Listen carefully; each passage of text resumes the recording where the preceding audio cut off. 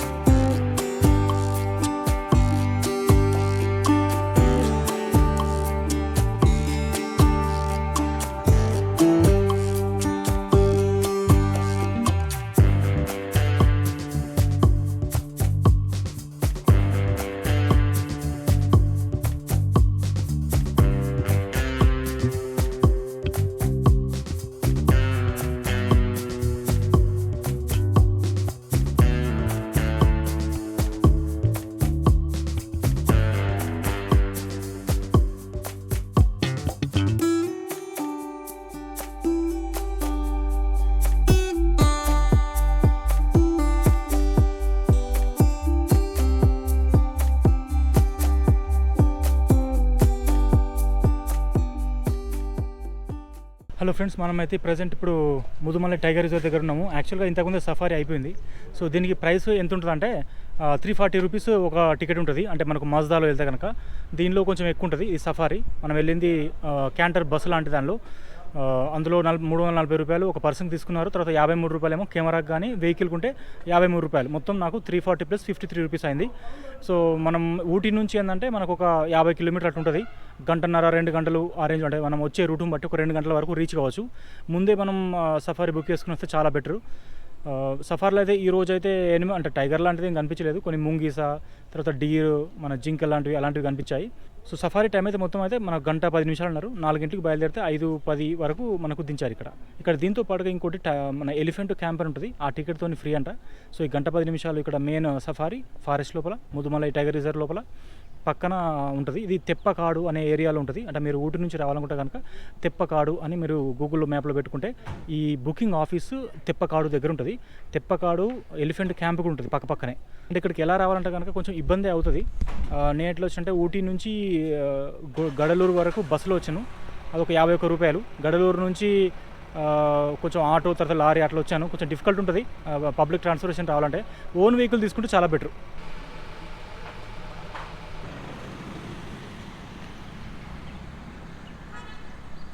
స్టార్టింగ్లో సఫారీ ఎక్కుతాం కదా, ఎక్కడ ఎక్కామో అక్కడనే దించుతారు. అక్కడ నుంచి తెప్పకాడు ఎలిఫెంట్ క్యాంప్ అని ఒక 2 కిలోమీటర్ల వరకు ఉంటట్టుంది. స్ట్రేట్గా వచ్చి తిరగాలి. అంటే దీని దగ్గరే ఉంటుంది తెప్పకాడు ఎలిఫెంట్ క్యాంపు. సో అందులో ఎలిఫెంట్స్ ఉంటాయి. అంటే వైల్డ్ ఎలిఫెంట్స్ కాదు, మామూలు మచ్చిక వేసుకున్న ఎలిఫెంట్స్ లాగా ఉంటాయి.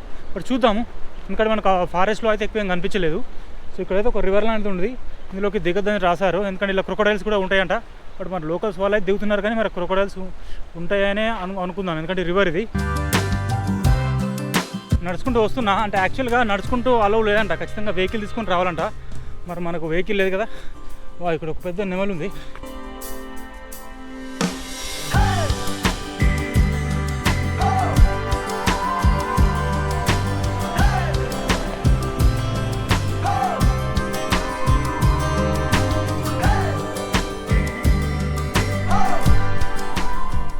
సో ఇప్పుడే మనం తెప్పకాడు ఫారెస్ట్ క్యాంప్ దగ్గరకు వచ్చాము. సో మనం సఫారీకి అయితే ఏ టికెట్ తీసుకున్నామో ఆ టికెట్ చూపిస్తే మనం ఇక్కడికి ఎంట్రీ చేస్తారు.